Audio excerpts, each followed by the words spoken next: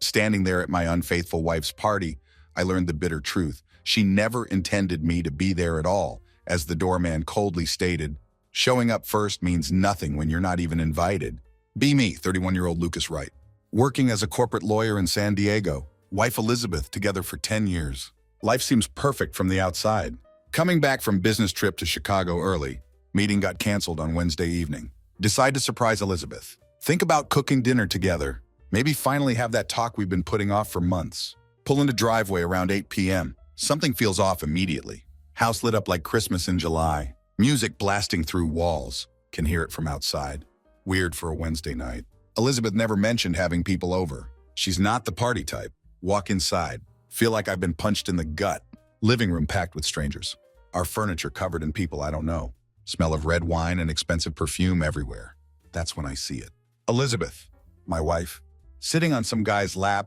Not just sitting, practically draped over him. Her hand on his shoulder, laughing at something he whispered. She looks happier than I've seen her in years. Guy isn't a stranger. It's Richard, her boss, CEO of her tech company. Always had this smug look, like rules don't apply to him. Now he's here, in my house, with my wife, looking like he owns the place. Can't move, can't think. Everything sounds far away. Then Elizabeth spots me. Oh, she says, casual as ordering coffee. You're back early. Doesn't even move from his lap. Just tilts her head, like I'm the one who shouldn't be here. Try to speak. Before I can, she smiles. Not the smile I fell in love with. Something else? Something cruel. Well, she shrugs. You weren't invited. Her words hit like a knife to the chest. Before I can even process it, Richard chuckles. His arm tightens around Elizabeth's waist, like he has some kind of claim on her. Room goes dead silent. Everyone turns to watch, like some twisted reality show. Excuse me, I manage to say. Keep my voice low and steady, hands trembling at my sides. Can barely control them. Elizabeth rolls her eyes. Relax, Lucas. It's just a party. Don't make it a thing. A thing. She's sitting there, on another man's lap, in our home, humiliating me in front of everyone. And she has the audacity to tell me not to make it a thing. My heart's pounding so hard. Feel like it might explode out of my chest. Force myself to stay calm. Take a step forward. Lock eyes with her. Get up now. She laughs. Sharp, mocking, makes the room feel like a freezer. Oh, don't be so dramatic. You're embarrassing yourself. Something in me snaps. Won't let her turn this around. Won't let her make me the bad guy. Reach into my bag. Pull out my phone. I didn't come here to argue, I say. Voice cuts through the tension like a blade. I came to show you this. Few taps on my phone. Pull up the video. Room goes completely silent. Dead silent. Play the video. Elizabeth appears on screen. Arms wrapped around Richard. Intimate. Way too intimate. Timestamp shows 2 nights ago. While I was in Chicago, Elizabeth's smirk disappears instantly. Face goes white as paper. Jumps up from Richard's lap, like she sat on hot coals. What the hell is this? She demands. Voice getting higher. Panic setting in. It's proof, I say. Can barely contain my fury. A proof that while I've been working my ass off, supporting us, you've been doing this. Gesture to the video, then to Richard, who looks like he wants to disappear. Elizabeth stands there, mouth opening and closing, like a fish out of water, searching for excuses. Nothing comes out. Silence feels heavy, like it could crush us all. Elizabeth's expression twists into something ugly. You had no right to spy on me, she spits, like I'm the one who betrayed her. No right? I repeat, voice rising for the first time. I had every right, Elizabeth. This is my marriage, my home, and you've been treating it like your personal playground. Tension in the room is suffocating. Can feel everyone staring. Her friends, her coworkers, all these people she invited into our lives, don't even care anymore. The woman standing in front of me, she isn't the Elizabeth I married. Get out, she hisses, points toward the door. What? You heard me, she says, voice sharp as glass, cold as ice. Get out. This is my house now. Her words leave me speechless. Look around the room, at all these faces, people who don't belong here. Then back at her, finally see it clearly. Elizabeth isn't just unfaithful, she's cruel. But I'm not leaving, not without a plan. This isn't over, not by a long shot. Stand there stunned.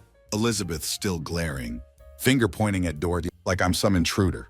In my own home, the house I paid for, the life we built together. She's tossing it aside, like it means nothing. Her audacity is breathtaking.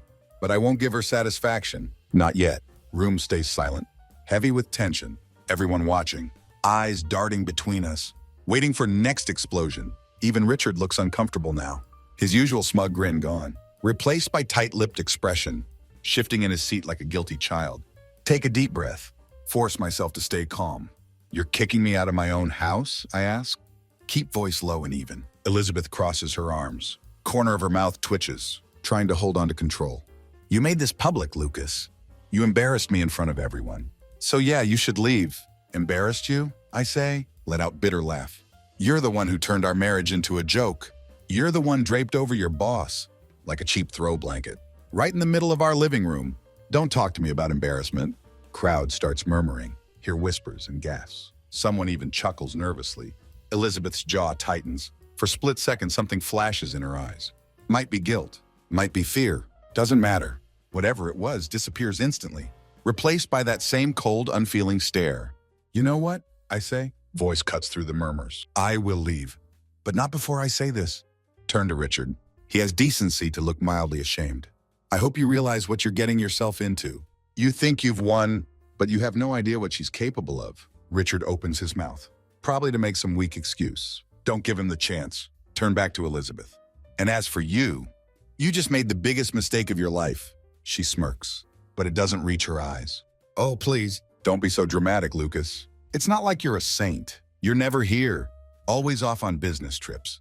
Maybe if you'd paid more attention, we wouldn't be having this conversation. Crowd murmurs again. Can feel heat rising in my chest. Don't you dare try to spin this on me, I say. Speak through gritted teeth. I worked those hours to give us a life, to give you the freedom to live comfortably. And this is how you repay me, by turning our home into a circus and humiliating me in front of strangers. Elizabeth doesn't respond. Instead, grabs wine glass from side table, takes long, slow sip, like none of this matters. Level of disrespect is staggering. Fine. Two can play at this game. Pull out my phone again, not showing another video this time. Scroll through contacts. Find number I'm looking for.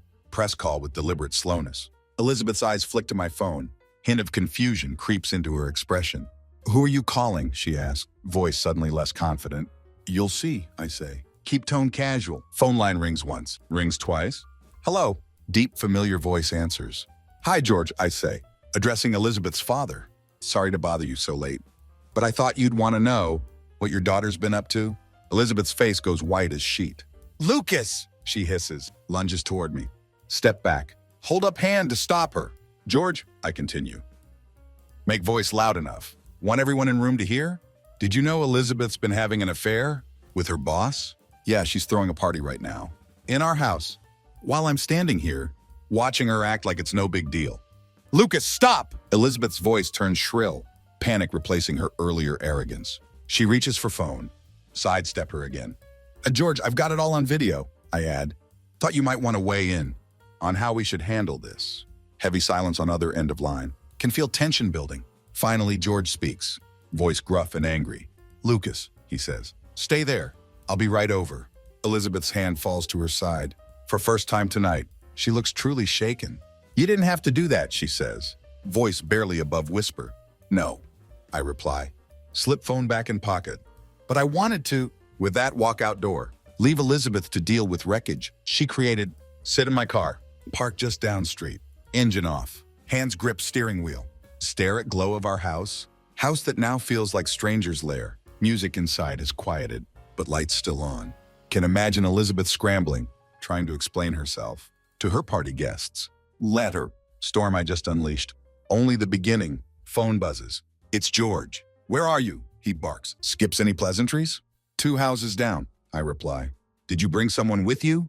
I brought your brother-in-law, he says. My stomach churns. Peter, Elizabeth's older brother. No-nonsense guy. Zero patience for dishonesty. Fiercely loyal to family, but despises betrayal. This isn't going to be pretty. Black truck turns corner. Headlights cut through darkness. Watch as George and Peter pull up. Stop right in front of house. They step out, both looking grim. George is tall, broad-shouldered man. Spent most of his life running construction company. His gruff demeanor can silence any room. Tonight he looks ready to tear walls down. Peter follows closely behind. Younger but just as imposing. Face like stone. Get out of my car. Walk up to meet them. I thought you should see it for yourselves, I say quietly. George's jaw tightens. Peter just nods. Without word, 3 of us approach house. can hear voices inside. Elizabeth's sharp, frantic tone, rising above others. When George pushes open door, room goes dead silent. "Dad," Elizabeth's voice wavers. Steps forward, face pale as ghost, holding empty wine glass, trying to look casual, but hands are shaking. "What are you doing here?" George's eyes scan room, taking in disheveled scene. Wine-stained carpets, half-eaten plates of food, uncomfortable faces of her friends. Finally, his gaze lands on Richard, standing near fireplace, looking as out of place as wolf in chicken coop. "You want to explain what's going on here?" George's voice is calm, but carries weight, makes everyone in room shrink back. Elizabeth opens mouth. No words come out, looks at Richard, then at me, her composure cracking like thin ice. "Lucas is exaggerating," she says finally, voice high-pitched. "It's just a party, Dad. That's all." George raises eyebrow. "Exaggerating, huh?" Turns to me. "Lucas, show them." "Don't hesitate. Pull out phone." Open video I'd shown Elizabeth earlier. Hold it up for everyone to see. Footage plays in damning silence. Elizabeth and Richard, locked in intimate embrace, her laughter echoing like ghost. Through room, Peter curses under his breath, fists clenching at his sides. George, however, stays eerily calm. "This," George says, points at phone screen. "This is just a party." Elizabeth steps forward, hands raised defensively. "Dad, it's not what it looks like." George lets out harsh laugh. "Not what it looks like, Elizabeth. I might be old, but I'm not blind. You're sitting here, humiliating your husband, throwing some trashy party, while you've got another man all over you.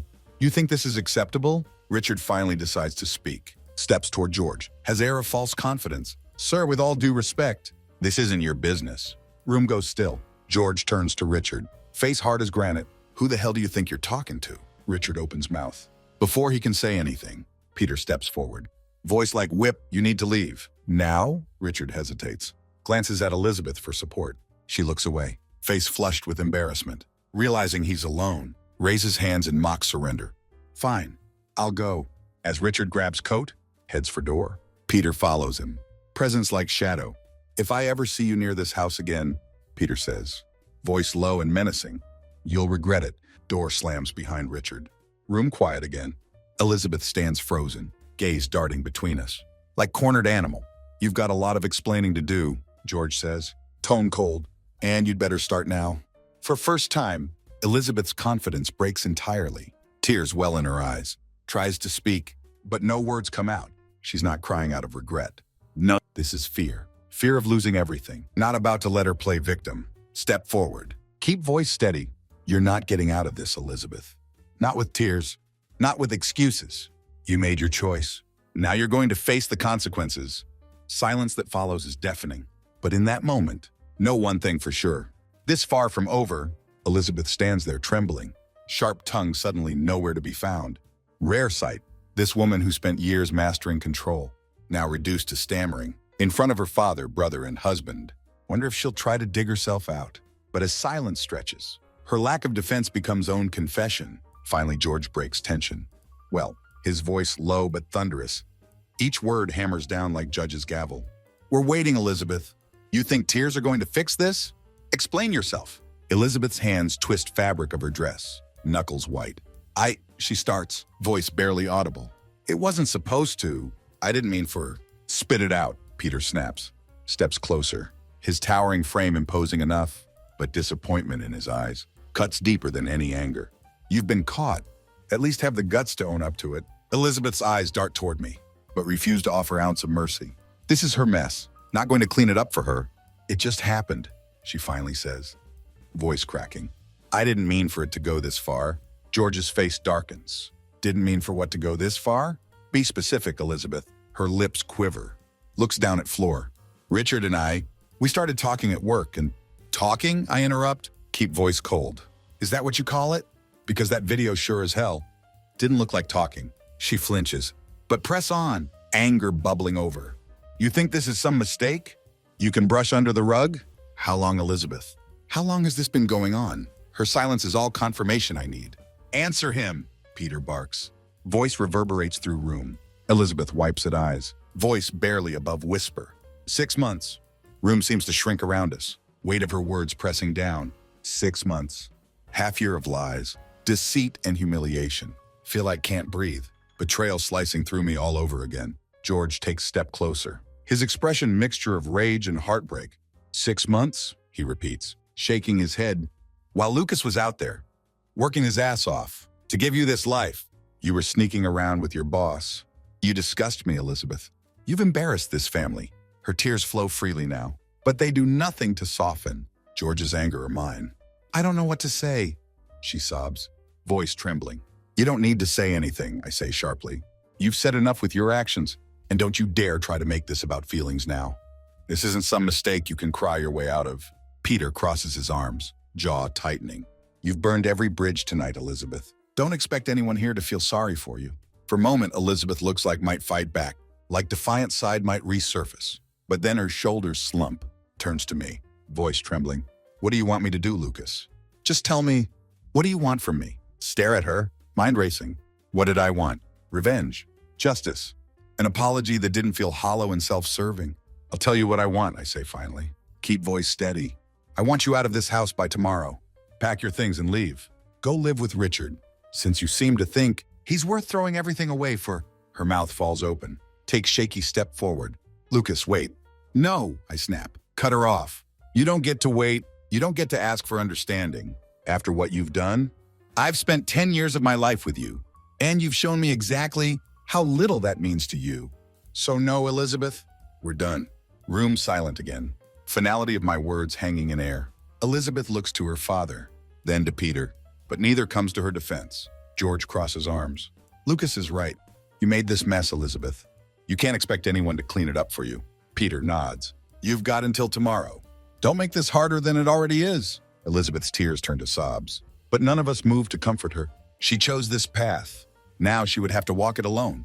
As I turn to leave room, feel strange sense of clarity. Pain still there, sharp and unforgiving. But beneath it, something else. Resolve. This isn't just end of my marriage. It's beginning of something new, something better. And Elizabeth, she'd made her bed. Now she could lie in it. Next morning, return to house. With one purpose. Make sure Elizabeth is gone after everything that happened last night. Don't trust her to handle this quietly or gracefully. Pull into driveway. Her car still there. Chest tightens. Imagine her inside, clinging to some fantasy that she could talk her way out of this. Moment I open door, greeted by sound of shuffling boxes, scrape of furniture being dragged across floor. Elizabeth's in living room, face pale and blotchy from crying, surrounded by half-packed boxes and suitcases. Her movements slow and robotic. Once confident woman who mocked me, in front of her friends, now shadow of herself. You're still here, I say coldly. Step inside. She flinches at sound of my voice, doesn't look up. I'm leaving, she says quietly. I just need more time. Cross my arms. Lean against door frame. You had all night, Elizabeth. I told you to be out by this morning. Her hands tighten around picture frame. She's packing, knuckles white. Lucas, please, she whispers. Don't do this. Do what? I snap. Hold you accountable for your choices. You should be thankful. I haven't done worse. Richard might have gotten away with free pass last night. But believe me, I'm not done with him yet. Her head shoots up at that, eyes wide with panic. What are you talking about? I smirk, first hint of satisfaction, felt in days. Oh, Elizabeth, did you really think this ends with you packing your bags? I've already sent the video to HR at your company. Let's see how Richard explains his way out of that one. Her face goes ashen, lips trembling. Lucas, you can't. I can, cut her off. And I did. You two thought you could betray me and face no consequences. You've been lying to me for months, Elizabeth. Lying to everyone. It's about time the truth came out. She sets frame down, hands shaking uncontrollably. You're going to ruin his career, she says, voice barely above whisper. Let out bitter laugh. Ruin his career? He ruined his own career when he decided to cross that line. With a married employee? Or are you still trying to protect him? Even now? Elizabeth looks down, tears streaming down her face. I didn't think it would get this far, she chokes out. You didn't think at all, shoot back. You didn't think about me, about us, about the life we built together. You only thought about yourself. For a moment, she says nothing. Silence stretches between us, heavy and suffocating. Then she whispers, what happens now? Take deep breath, anger tempered by cold clarity. Now, pause for effect. Now you leave. And after that, I file for divorce. You'll hear from my lawyer soon. Her sobs grow louder, but feel no sympathy. Not anymore. Woman I'd loved was gone, replaced by someone I barely recognize. I'll be out by tonight, she says finally, voice shaking. Good, reply. Turn toward door, but before step outside. Pause. Oh, and Elizabeth. She looks up, tear-streaked face filled with despair. Don't bother calling me. Say words with finality. We're done with that. Walk out. Leave her to face wreckage of her own making. Later that afternoon, get call from old friend. Someone who works in same industry as Richard. Fallout from video already begun. Richard called into emergency meeting with board. Elizabeth's name being dragged through every office whisper. Won't be long before both face professional consequences of their actions. Not proud of how things ended, but not ashamed either. Elizabeth made her choices. Now weight of those decisions crashing down around her. For first time in months, feel like I can breathe again. Pain still raw, but there's strange sense of freedom in knowing I don't have to carry her betrayal anymore. As look out at horizon, thought strikes me. This isn't just end of chapter. It's start of new one. And this time, I'm writing it on my own terms. Next few days unfold like carefully set chain of dominoes. Elizabeth left that night, true to her word. When returned home following morning, her car was gone. With it, remnants of life we built together. House feels emptier than ever, even when was alone during business trips. But it's not sadness I feel, it's relief. Don't have to pretend anymore. Don't have to come home wondering what new excuse Elizabeth would have for her coldness, her distance. Silence isn't suffocating now. It's clean, peaceful. Doesn't take long for fallout at her workplace to spiral. By midweek, Richard removed as CEO. My contact inside company keeps me updated. Apparently, board had zero tolerance for relationships between executives and subordinates, especially when evidence of affair floating around. Your video was final nail in coffin. My friend tells me over phone, but from what I hear, Richard's been rubbing people wrong way for years. They were waiting for excuse to get rid of him.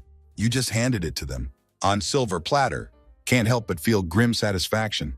Richard strutted around like untouchable. Now his entire world crumbling. Elizabeth isn't spared either, though she hadn't been fired outright. HR launched formal investigation. Whispers in office grew louder. Within days, she took leave of absence. Imagine her sitting in some cramped apartment because she sure as hell isn't staying with Richard anymore, watching everything unravel. Good. She deserves every second of it. Meanwhile, taking steps to rebuild my own life. Already contacted lawyer. Divorce papers being drawn up. Process surprisingly quick. Since Elizabeth and I don't have kids, most of our assets in my name. She won't be walking away with much, especially after what she'd done. Emotional side, however, isn't so straightforward. Have moments late at night, when house is dark and quiet, where weight of it all hits me. The betrayal, the humiliation. Years I'd spent believing in someone who had thrown me away, like I was disposable. But those moments don't last long. Each time pain threatens to consume me, remind myself of something. This isn't my failure. This is hers. Then there's matter of Elizabeth's friends. Same people who had been at party, laughing and drinking in my house. While she paraded her betrayal, one by one start hearing from them. Hey, Lucas, had no idea what was going on. If I'd known, wouldn't have been there. Lucas, man, I'm so sorry about everything. Elizabeth made it seem like you guys were already separated. Lucas, I feel awful. Wish I'd said something sooner. Every message, every call, attempt to save face, to distance themselves from disaster they'd witnessed, but not interested in their apologies. You were there, tell one of them flatly. You saw what was happening, and you said nothing. Don't bother pretending you care now. After that, stop answering their calls. By end of week, something unexpected happens. Peter reaches out. Can we talk? He asks, tone serious. Sure, say. What's up? Not over phone, he replies. I'll swing by later. When he arrives, looks even more exhausted. Then night of confrontation, sits down across from me, rubbing temples before speaks. I've been talking to Elizabeth, he says finally. Tense up, but he raises hand. Don't worry, I didn't call to defend her. I needed to understand what the hell she was thinking. And, I ask, keep voice cold. Peter sighs. She's a mess. She's blaming Richard for everything, saying he manipulated her, made her feel special. But honestly, I think she's just trying to justify it to herself. Deep down, she knows she's screwed up. Lean back in chair, processing his words. Why are you telling me this? Because I wanted you to hear it from me. He says, meeting my gaze. Elizabeth's not going to take responsibility for this, Lucas. Not fully. She's too proud, too stubborn. But I wanted you to know that I don't blame you for any of it. You deserve better than what she gave you. His words catch me off guard. For first time in weeks, feel flicker of something unexpected. Closure. Thanks, say finally. Peter stands, hesitating moment before speaks again. If there's anything you need, anything at all, just let me know. I nod. With that, he leaves. That night, sit on couch, staring at empty space, where Elizabeth's favorite painting used to hang. House quieter now. Emptier, but for first time in long time. It doesn't feel like prison. Feels like freedom. As sit there, realize something. Not just surviving this. Taking my life back, piece by piece. And not going to let anyone, not Elizabeth, not Richard, not ghosts of what could have been, hold me down again. Thought dust was beginning to settle. Elizabeth was gone. Divorce was in motion. Richard's professional empire had crumbled. But as days passed, realized Elizabeth wasn't type to leave quietly. Started with phone call. Hello, answer. Expecting it to be my lawyer. Lucas. Elizabeth's voice comes through, hesitant and shaky. Almost hung up right then, but something makes me stay online. What do you want? Ask. Keep tone as icy as I feel. She pauses, clearly trying to choose words carefully. I've been thinking about everything, about us, and I need to say I'm sorry. Apology so unexpected. Almost laugh. Sorry now? After weeks of silence and years of betrayal, she thought apology would fix things? Save it, Elizabeth, say sharply. I don't need your apology. I need you to stay out of my life, she sniffles. For a brief moment, wonder if her tears are genuine, but then she says something that stops me cold. You know I could have taken you for a lot more in this divorce. Her voice gaining sharp edge. I've been reasonable so far, Lucas. Don't push me. Grip phone so hard. Knuckles turn white. Are you threatening me? I'm just saying, she replies, tone turning smug, that things could get a lot messier for you. You've made this personal, dragging Richard's name through mud, sending that video to my office. Did you think there wouldn't be consequences? Can't believe what I'm hearing. Elizabeth, voice tight with anger. You destroyed this marriage. You cheated on me in our home. And you have audacity to act like I'm the one who's out of line. You're not perfect either, she snaps. You were never around, Lucas. Always off on business trips. Always putting your work first. Don't act like you didn't play part in this. There it was. Same deflection. Same refusal to take responsibility. Like talking to wall. You're unbelievable, I say. Keep voice low and dangerous. You think you're going to turn this around on me? Go ahead, Elizabeth. Try. Take whatever you want in divorce. But know this. I will fight you every step of way. You've already lost everything that mattered. And now you're about to lose. Whatever scraps you have left. She doesn't respond. Line goes dead. Slam phone down. Blood boiling. Next morning, lawyer calls with update. Elizabeth had officially filed her response to divorce. And as expected, she's fighting for more than fair share. She's asking for alimony, he says, voice laced with disbelief. She claims you emotionally neglected her and that it contributed to breakdown of marriage. Let out bitter laugh. Of course she does. Anything else? She's also asking for half of house, he continues. Even though it's in your name. She's arguing that she contributed to maintaining home during your marriage. It was classic Elizabeth. Twist the narrative, play the victim, squeeze as much as she could. Out of situation, but wasn't going to let her win. Fight it, say firmly. I don't care what it takes. She doesn't deserve single dime. My lawyer hesitates. I can do that, Lucas. But just know, these kinds of battles can get expensive and messy. Let it get messy, say. Voice filled with resolve. I'm not backing down. That afternoon, get text from unknown number. You think you're so smart? Don't you? Just wait. Know exactly who it's from. Richard. Stare at message. Pulse quickening. Clear he isn't done. Trying to meddle in my life. But instead of responding. Save number. Forward message to my lawyer. If they want war, mutter to myself. They're going to get it. Next few weeks turn into chess match. Elizabeth tries to smear my name. During divorce proceedings. Brings up every minor flaw. Exaggerates it into character assassination. Accuses me of neglect, of being emotionally unavailable, even of abandoning her during business trips. But I have something she doesn't. Proof. The video. Text messages between her and Richard. Timeline that clearly shows her betrayal while I was working to support us. And then there's Richard. Week after Elizabeth's threats. Get another call from my contact at her company. Richard officially terminated, but doesn't stop there. His wife, yes, he was married, had found out about affair, filed for divorce herself. Dominoes falling faster now. Can see Elizabeth's world crumbling. In real time, one night as sit at kitchen table, reviewing latest legal documents, phone buzzes again. this time from Peter. Can we talk? It's about Elizabeth. Sigh, already exhausted from everything. But agree to meet him, if nothing else. Peter had been one of few people to stand by me during this mess. When we meet up, he looks more serious than ever seen him. She's spiraling, he says bluntly. She's talking about getting back at you, Lucas. She's not thinking clearly. And I'm worried she's going to do something stupid. Like what? Ask, guard immediately going up. He hesitates before answering. I don't know, but if I were you, I'd watch your back. Not reassurance I wanted, but warning I needed. This isn't just about ending marriage anymore. It's about protecting myself from whatever Elizabeth and Richard or anyone else had planned next, and wasn't going to let them win. Peter's warning sticks with me. Constant shadow has moved through days. Elizabeth isn't just bitter, she's desperate, and desperate people make reckless choices. First sign comes week later. My lawyer calls early in morning, voice tight with urgency. Lucas, we've got a problem. What kind of problem? Your wife filed counterclaim. In divorce proceedings, he says, pausing before continuing. She's accusing you of financial misconduct, hiding assets, falsifying income reports, that kind of thing. Laugh bitterly. Are you kidding me? That's insane. I've been transparent about everything. I know, he replies. But these kinds of claims can drag process out.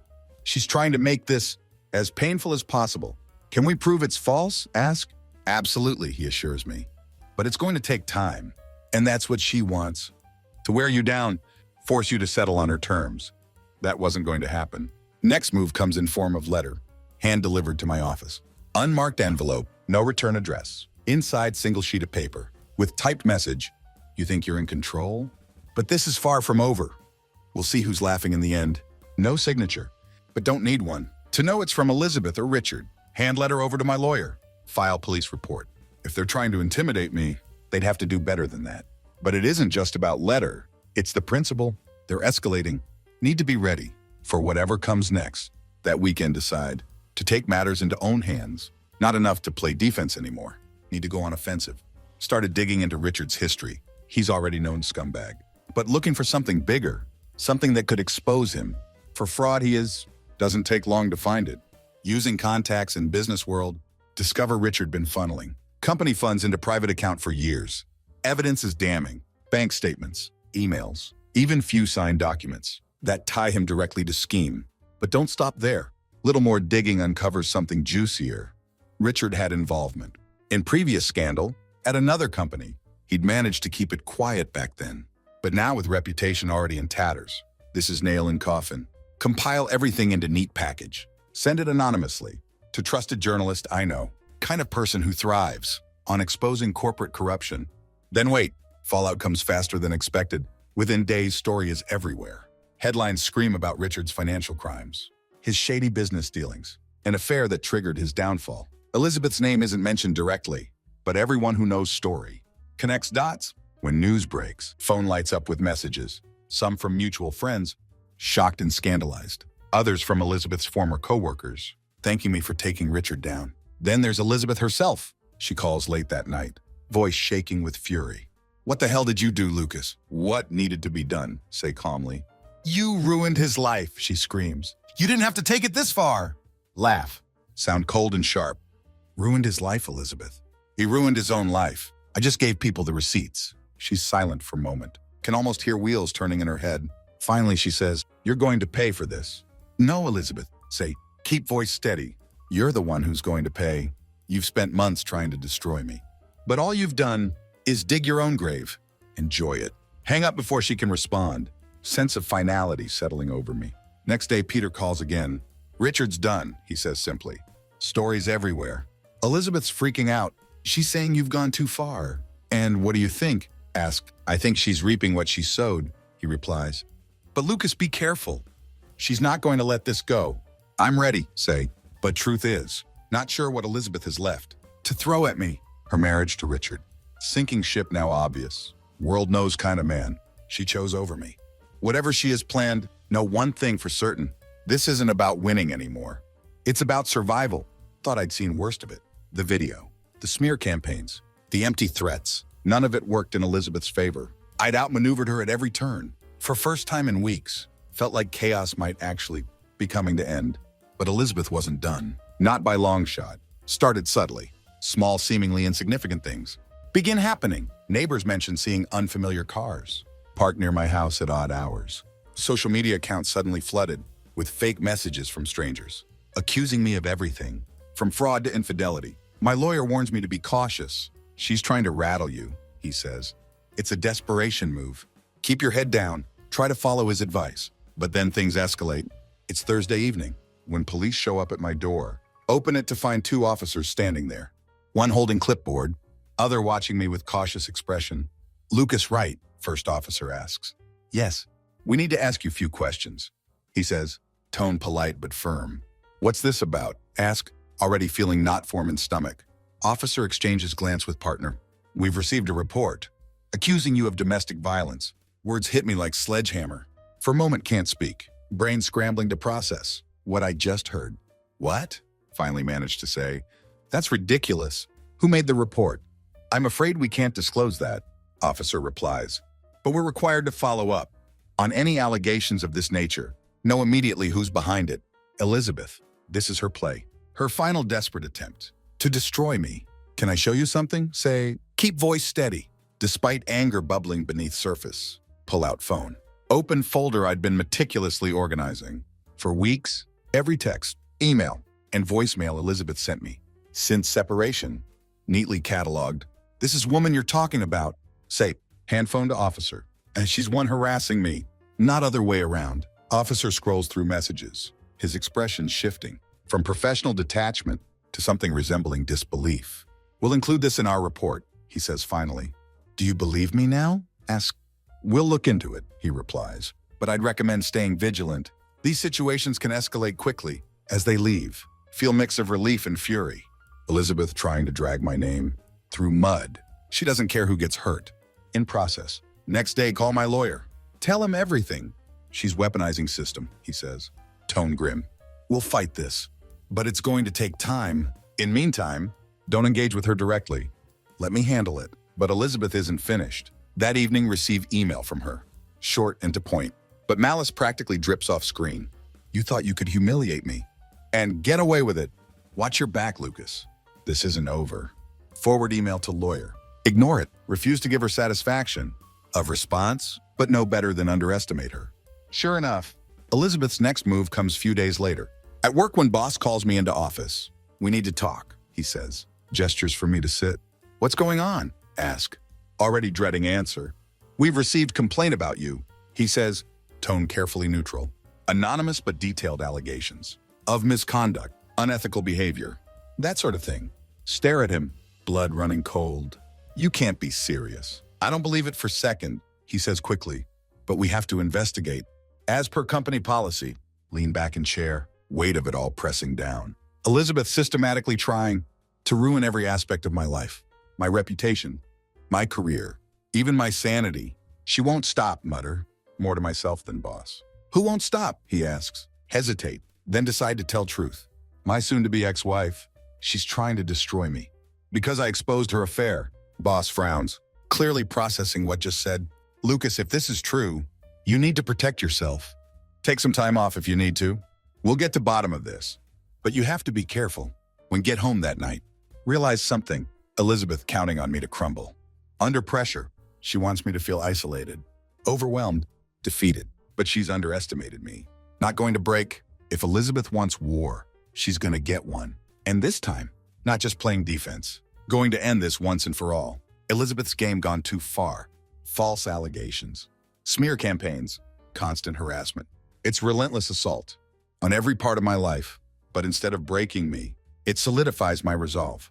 Spend weekend assembling every piece of evidence against her, every threatening email, every fake complaint, every police report. My lawyer and I work late into night, strategizing. If Elizabeth wants war, going to finish it decisively. By Monday morning, lawyer has filed motion to expedite divorce proceedings. Also submit defamation lawsuit against Elizabeth for her baseless accusations and attempts to harm my career.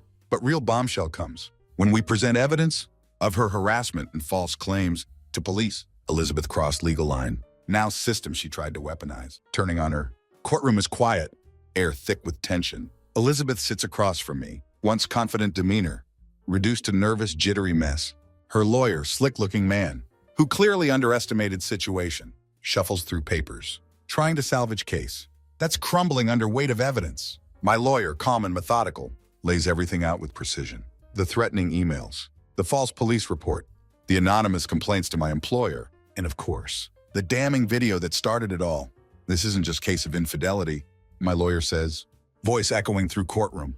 This is calculated campaign of harassment and defamation, designed to destroy my client's reputation and livelihood, and evidence speaks for itself. Elizabeth's lawyer tries to argue that she was emotionally distressed, acting out of character, but judge isn't buying it. When Elizabeth's turn to speak, she stumbles over words, voice shaking.